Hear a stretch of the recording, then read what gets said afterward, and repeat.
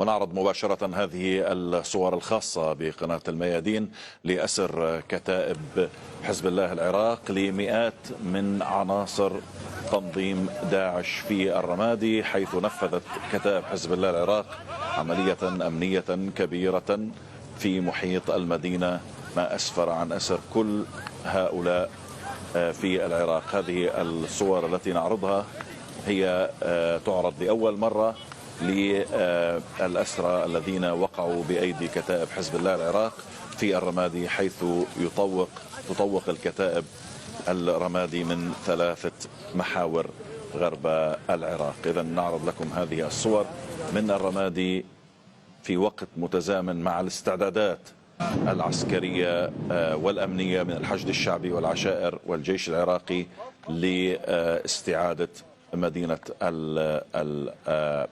الرمادي وأيضا معركة الأنبار.